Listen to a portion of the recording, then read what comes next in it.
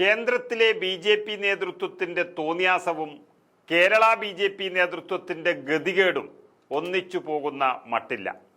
ന്യൂനപക്ഷങ്ങളെ ദ്രോഹിക്കാൻ മാത്രം പല കള്ളക്കേസുകളും ഒപ്പിക്കുന്ന കേന്ദ്ര ബി.ജെ.പി. നേതൃത്വത്തിന്റെ കൂടെ നിൽക്കാൻ കേരളത്തിലെ ബി.ജെ.പിക്കാവില്ല.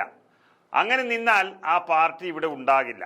മണിപ്പൂരിലും രാജസ്ഥാനിലും ഛത്തീസ്ഗഡിലും എന്ന് വേണ്ട ഈ രാജ്യത്ത് ബി.ജെ.പിക്ക് സ്വാധീനമുള്ള മുഴുവൻ സംസ്ഥാനങ്ങളിലും ക്രൈസ്തവരെ ക്രൂരമായി ഉപദ്രവിക്കുമ്പോൾ കേരളത്തിലെ ബി.ജെ.പിക്കാർ മാത്രം അടങ്ങിയിരിക്കുന്നത് വെറുതെയല്ല. അടുത്ത കാലത്ത് കേരളത്തിലെ ബി.ജെ.പി. ക്രൈസ്തവരിലാണ് പ്രതീക്ഷ വെച്ചിരിക്കുന്നത്. തൃശൂരിൽ സുരേഷ് ഗോപി വിജയിച്ചതോടെ ആ പ്രതീക്ഷ വർദ്ധിച്ചു. അതോടെയാണ് ബി.ജെ.പി. കേരളത്തിലെ അരമനകളിൽ നിരങ്ങി തുടങ്ങിയത്. എന്നാൽ കന്യാസ്ത്രീകളെ ആക്രമിച്ചതോടെ കേരളത്തിലെ ബി.ജെ.പിയിൽ തമ്മിൽ തല്ല് തുടങ്ങിയിരിക്കുകയാണ്. പുതിയ ബി.ജെ.പിയും പഴയ ബി.ജെ.പിയും തമ്മിൽ. ഈ വിഷയത്തിൽ കേരളത്തിൽ ബി.ജെ.പി. നേതൃത്വം, അതായത് രാജീവ് ചന്ദ്രശേഖരും പുതിയ കുറച്ച് നേതാക്കളും ഇടപെട്ടത് കണ്ടാൽ തന്നെ ചിരിച്ച് മണ്ണു തിന്നും എന്നുറപ്പാണ്. കേരളം എന്നാൽ എന്താണ് എന്ന് പോലും അറിയാത്ത, മലയാളം പറയാൻ പോലും അറിയാത്ത രാജീവ് ചന്ദ്രശേഖരും അനൂപ് ആന്റണിയും ഒക്കെയാണ് ഇപ്പോൾ കേരളത്തിലെ ബി.ജെ.പിയെ നയിക്കുന്നത്. സുരേന്ദ്രനും മുരളീധരനും കൃഷ്ണദാസും ഒക്കെ അടങ്ങിയ വലിയൊരു വിഭാഗം പഴയ നേതാക്കളൊക്കെ മൂലക്കായി.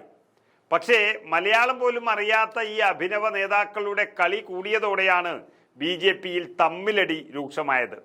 മലയാളി കന്യാസ്ത്രീകൾ അറസ്റ്റ് ചെയ്യപ്പെട്ടതിലെ ഇടപെടലുമായി ബന്ധപ്പെട്ട് സംസ്ഥാന അധ്യക്ഷൻ രാജീവ് ചന്ദ്രശേഖരനെതിരെ ബി.ജെ.പിയിൽ വലിയ കലാപമാണ് ഇപ്പോൾ ആസൂത്രണം ചെയ്തിരിക്കുന്നത്.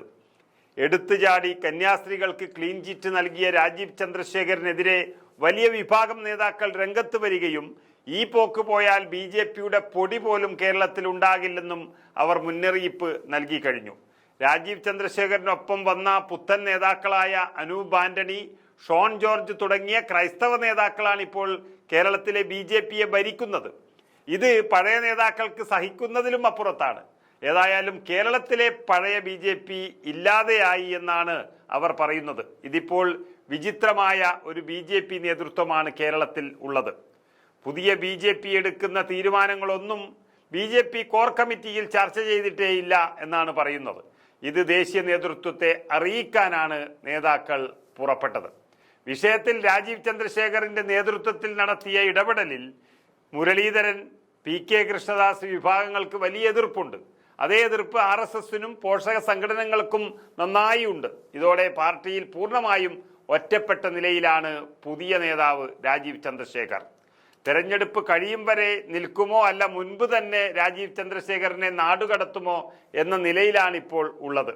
ബി.ജെ.പി. ദേശീയ നേതൃത്വത്തിന്റെ തീരുമാനപ്രകാരം മതപരിവർത്തനത്തിനെതിരെ എന്ന പേരിലെടുത്ത കേസ് വോട്ടിനു വേണ്ടി അട്ടിമറിക്കാൻ രാജീവ് ചന്ദ്രശേഖർ നടത്തി വന്നതോടെ സംഘപരിവാർ നേതാക്കൾ തന്നെ രംഗത്ത് വന്നു. നമുക്കിനി പോലീസും കോടതിയും ഒന്നും വേണ്ടെന്നും വോട്ട് പ്രതീക്ഷിക്കുന്ന രാഷ്ട്രീയ നേതാക്കന്മാർ ആര് കുറ്റവാളിയാണ് ആരല്ല എന്ന് തീരുമാനിക്കട്ടെ എന്ന വിമർശനമാണ് ബി.ജെ.പിയുടെ സംസ്ഥാന അധ്യക്ഷനെതിരെ പ്രമുഖർ പറഞ്ഞിരിക്കുന്നത്.